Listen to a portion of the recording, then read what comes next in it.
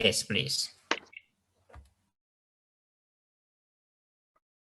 My name is Dharmala Isaac. Now, Dr. Jonas, before he continues his speech for today.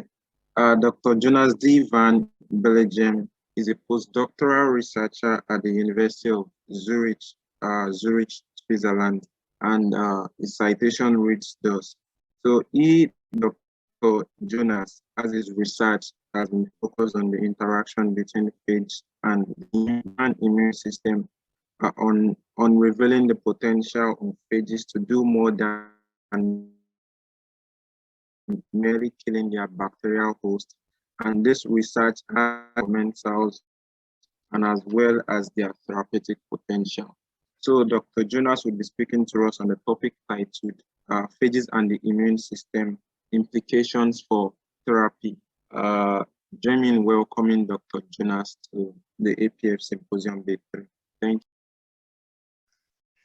Hi, good morning. Thanks for that nice introduction. Let me share my slides.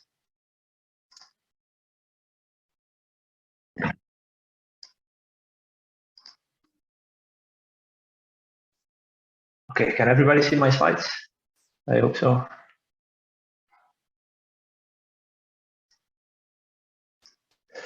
Right, so today I'll be talking about the interaction of phages with our immune system and what the potential consequences are of such interactions. So as we all probably know, phages are the most abundant biological entity on this planet, and they can be found wherever we find bacteria. So it's not surprising when I'm saying that we're full of phages. So all niches within us containing bacteria will also contain phages. So this includes the skin, the lung, the gut, or the urinary tract. And if we want to put this magnitude in numbers, the human body consists of around 10 trillion human cells, and the bacteria in our body are present in a 1-to-1 ratio to our human cells. Yet there are about 100 times more phages, viruses in our bodies. Hence, based on these numbers, we could say that we're about 99% virus, of which the majority will be phage. So although we seem to be more phage than human, we still don't understand what the precise role of these phages are within our body.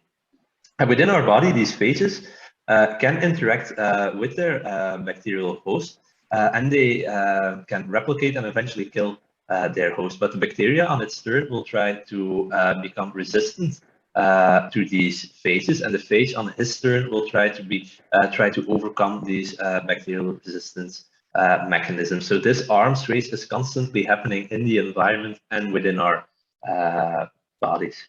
But within our bodies, these invading pathogens will also be recognized by our immune system. And the immune system will mostly recognize these pathogens, these bacteria, these invaders, through specific immune cell receptors called pathogen recognition receptors. Like, for instance, the like receptor is a big family of those types of receptors. And these receptors will recognize the presence of specific bacterial compounds or the damage that they induce in our body. So they would recognize LPS or DNA, for instance. And this will then lead to the activation of the immune system through the production of chemokines and cytokines, which will basically tell the neighboring cells what is happening and what they need to do. And this ultimately will lead to the removal of the pathogen from the body, which will be phagocytosed by the cell, degraded, and can ultimately lead to an antibody production. But what about the role of phages within our body? What is their precise role in this whole story? So for a long time, phages have been considered immunologically inert. So it was thought that they basically would not instigate any immune responses besides a neutralizing antibody response. But research done by us and others has shown that this is clearly not the case. Phages can instigate a type of non-host-derived immune barriers. They can also activate these immune receptors. They can get phagocytosed as well as lead to antibody productions. So one of the main reservoirs of phages within our body is the gut. And within the gut, Jeremy Barr has shown in 2013 that phages can actually interact with the mucosal surfaces. So within these mucosal surfaces, the phages will still interact with their bacterial host, which will lead to lysis. They will infect them and lyse the bacteria. So hence within the system, these phages form a type of non-host derived immune barrier. But it doesn't end there. Although that these phages stick to these mucosal surfaces, they can also migrate through the epithelial cells in a process called transcytosis. And here the phages will be taken up by the apical side of the cell, migrate through the cell and be released on the basal side of the cell. But how this process actually works, we still don't know at the moment. Nevertheless, this whole process does enable phages from the gut to migrate from our intestine to the blood and end up in all sorts of different organs. And phages have been detected in the blood as well as in spinal fluid. It is thus not far-fetching that these phages will come in contact with our immune system or interact with our immune cells. So to highlight the importance of these phage induced immune responses, we can make use of a mathematical model predicting the outcome of a phage therapeutic intervention. And in this very simplified model, red will represent the bacteria, blue the phage, and green the innate immune response. So if the phage survival only depends on the presence of the bacteria, you will see that the phage will start amplifying in the presence of the bacteria and ultimately lead to a full lysis of the bacterial population. And thus we can say that this model predicts a successful phage therapeutic intervention. But it is not surprising if I'm saying that phages, which are basically a clump of protein, will be recognized by the immune system, which will try and remove the phages from the body. So if we include this property in the model, we see that the phages will initially lead to a clearing of the bacteria, but then the immune response will try and remove the phages, by which the phages, by which the bacteria start growing again. So here the model actually predicts a failure of the phage therapeutic intervention. Yet from case studies, we know that phage therapy has worked in the past. So if we would now include this immune modulating property of the phage, in which we would assume that the phage interacts with the innate immune system and dampens it, suppresses it, we see that the presence of the phage leads to a reduction of the innate immune response, so a drop in the green line, and the phage can again clear the bacterial infection here in red. So here the model predicts a phage therapeutic successful intervention. So nevertheless, so please keep in mind that this is an oversimplified model of the phage immune interactions that has not been validated in vitro and does not take the adaptive immunity into account. Nevertheless, this model does predict the importance of looking at these innate immune responses towards phage and why it would be beneficial to the phage to induce such responses, both from a bacterial infections point of view as from a therapeutic point of view. And research is starting to show that certain phages can actually induce immune responses that benefit the survival of their bacterial host. And here I'm showing some work that I collaborated on with a graduate student back at Stanford. And at Stanford, we were able to observe that Pseudomonas aeruginosa is able to exploit a phage, a filamentous phage. So this is not a tailed lytic phage, but more looks like a spaghetti strand, and it doesn't lyse its bacteria. So this phage is constantly extruded by the bacteria without killing it. So when this phage is present in this bacterial strain, we saw that it generated an immune environment that was beneficial to the survival of its host. So we had much higher infection rate in wounds, than when this phage was not present in the bacterial strain. And later we showed similar observations in cystic fibrosis patients that where patients that had Pseudomonas with the phage had a much more severe disease outcome than patients that had the Pseudomonas without the phage.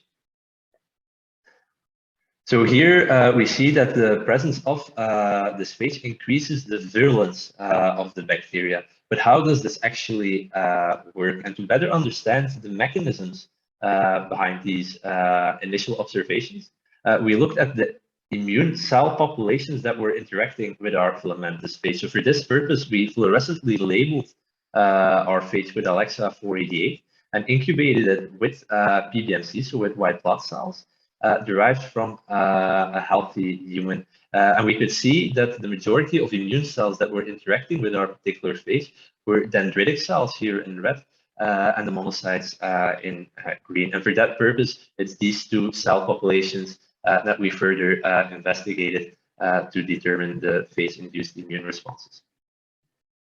So when we incubated these dendritic cells with our filamentous phage in the presence of a pro-inflammatory stimuli such as LPS or alginate that would normally activate our immune response, we saw a drop in the TNF production compared to when the phage was not present. So this indicated that this phage in some way was able to interfere with the recognition or perception of this pro-inflammatory stimuli. And we also saw that this TNF phenotype, so the reduction in TNF production upon a pro-inflammatory stimulation in the presence of the phage, was also present for two other Pseudomonas phages that were very similar, so both also filamentous, but we didn't see this response with the filamentous E. coli phage. And when we looked further into this, we could actually see that the phage was able to induce a type 1 interferon response. And that is, and we also saw that this TNF, interferon, this TNF reducing phenotype was induced by the type 1 interferon production when we used cells derived from a mice that was insensitive to interferon. So if the cells weren't able to sense interferon, then the presence of the phage wasn't able to reduce the TNF production. Now, to understand which immune receptors would be triggered by the phage, we first looked at two major adapter molecules of these immune receptors, MyD88 or TRIF. And as you can see from this figure, a lot of these toll-like receptors, these innate immune receptors, make use of the same adapter protein. So if we use dendritic cells that were derived from specific knockout mice that were that didn't have MyD88 or TRIF, we were able to see that we lost our TNF reducing phenotype of the phage when TRIF was absent, but not when MyD88 was absent. So this actually enabled us to filter out all those immune receptors that used MyD88 and focus on the ones that used TRIF as an adapter molecule. So if we then focus on the TLR3 receptor, we saw that if this receptor is absent, we lost both our TNF reducing phenotype as well as our type 1 interferon producing phenotype. And the interesting part here is that actually the TLR3 receptor gets triggered but it actually recognizes double-stranded RNA. But our phage, our filamentous phage, has a single-stranded DNA genome. So using a specific TLR3 reporter cell line, we were able to observe that RNA derived from our phage was able to trigger the TLR3 response. And it was not all the phage RNAs, but some of them that did it. And the more interesting part was that we were actually able to isolate some of these phage RNAs from monocytes that were quotation mark infected by our phage. And I guess the question that's on everybody's minds right now is probably, how does this phage introduce the RNA in the mammalian cell? And the simple answer is we actually don't know at this point. So besides triggering this TLR3 immune receptor, I was also able to observe that the same phage was able to interfere with LPS recognition through TLR4. So TLR4 is one of those other innate immune receptors. And in normal circumstances, LPS will be recognized by the TLR4 complex that consists of the TLR4 receptor, MD2, and CD14 and LPS binding protein. And when this complex binds LPS, it can go it can make use of two signaling pathways. It either has a surface-mediated signaling through MyD88, which leads to the activation of, amongst others, NF-kappa B, but can also lead to the internalization of the whole TLR4 complex, which is mediated by CD14, which pulls the whole receptor inwards. And once it's internalized in the cell, it can interact with TRIF, which leads to the activation of IRF3 as the main transcription factor that gets activated by this receptor complex. And I was able to observe that this particular phage interacts with TLR4 and CD14 high expressing monocytes in the presence of LPS only when this phage was present on the surface. And this hinted that this phage might either be able to activate TLR4, the TLR4 complex, or interfere with its signaling. So when we delve further into this, we observed that the presence of surface phage was able to interfere with TLR4 activation, as seen by a reduction of specific cytokines that are normally produced through TLR4 activation. So we saw a reduction in TNF production, but also in interleukin-10 production or CXCL10 production, only when the phage was present on the surface. And these cytokines are partially or fully under the control of the IRF3 transcription factor. So they are under the control of the internal TLR4 signaling pathway. And we actually saw that this phage was able to reduce the activation of the IRF3 transcription factor when this phage was present on the surface, followed by a pro-inflammatory stimuli such as LPS. And we lost this reduction in activation when we actually added recombinant CD4 team. So to summarize this, so TLR4 normally has two signaling pathways, the surface-mediated or the internalized signaling pathway. But when the phage is present, the idea would be that the phage sequesters CD14 away from the TLR4 complex, leaving the surface-mediated signaling unattached, but abrogates the internalization of the phage and the internal signaling there.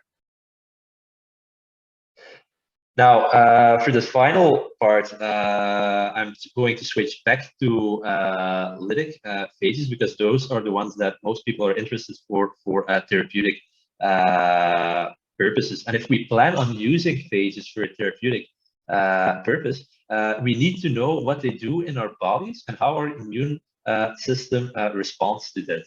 And for that purpose, I conducted a small-scale experiment where I looked at phage interacting immune cells, both from human here in black or derived from mice here in gray. And only the E. coli phages were tested on mice, on the mice cells, and the Pseudomonas ones weren't. But we can already see that if we looked at the total amount of immune cells that interact with our phages, that there was a clear difference between human immune cells and mouse immune cells, especially for the E2 and E4 E. coli phages. And if we now zoomed in on these immune cells and determine the specific immune cell populations that interact with our phage, we could see in the case of human cells that it's mostly the monocytes here in red that seem to be interacting with our phage, whereas the mouse B cells here in blue are the main phage interacting cells. So the difference between mouse and human can already have large consequences on when we decide to use an animal model, a mouse model more specific, to mimic a therapeutic intervention, making it very hard to translate whatever we observe in the mouse to a human. Nevertheless, this is still ongoing work that needs to be further investigated. So based on the data that that is out there and that I've been showing you today, I hope it's clear that we can say that phages are not immunologically inert and that there is a clear phage bacteria immune system interaction. Moreover, it seems that some phages can induce immune responses that can be exploited by their bacterial host to generate a beneficial immune environment, especially for that Pseudomonas phage. But also based on that small experiment that I showed, there is a clear difference between human and mouse interactions. And this has clear implications for use of animal models to study the interaction of phages with the immune system. But one thing is clear, and that is the precise mechanism by which these phages, especially these lytic-tailed phages, instigate immune responses is unknown, as well as what their consequences, what the exact consequences are of phage-instigated immune responses. Nevertheless, we do hope to bring at least some clearance to this fascinating puzzle. And of course, none of this work would have been possible without any of our collaborators or funding agencies. And with this, I would like to thank you for your attention. And if there are any questions, I'll be more than happy to answer them.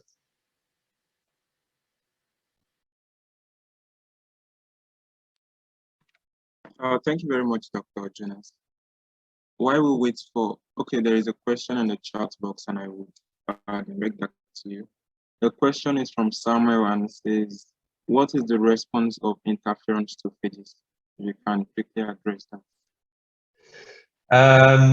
So yeah, we know that especially this filamentous phage is able to induce an interferon response, as we see here. And interferon is actually plays an important role with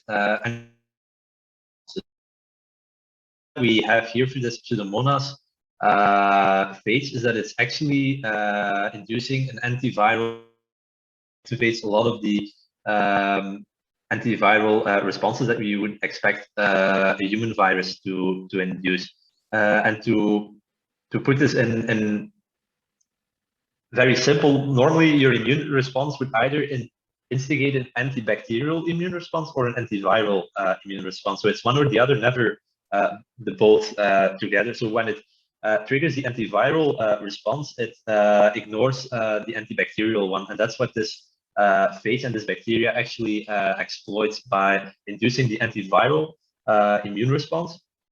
It will ignore this Pseudomonas bacteria, and this can then lead to a massive bacterial overgrowth induced by this bacteria. Okay, we still have two other questions here. Belinda says, thank you for the great presentation, Jonas. Have you considered looking at the TLR7 interaction with phages?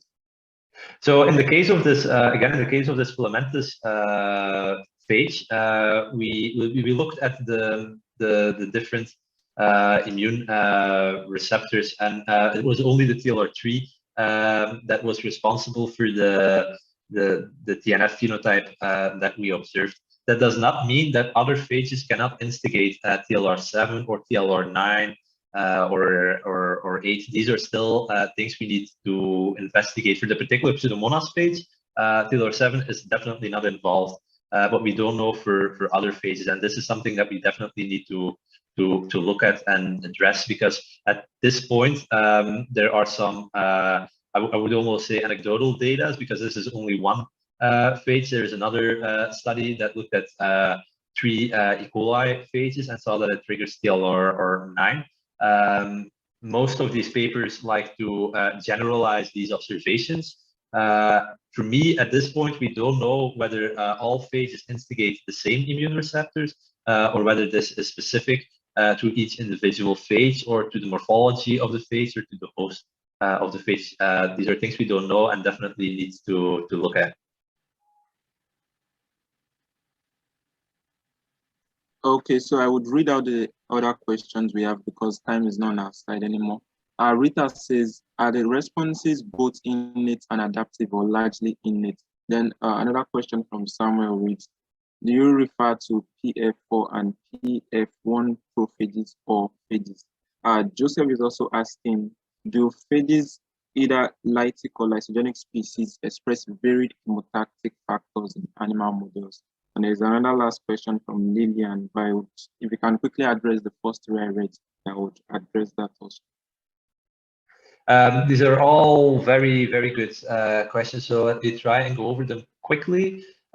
So in these studies and in my research, I've been mostly focused to innate immune responses.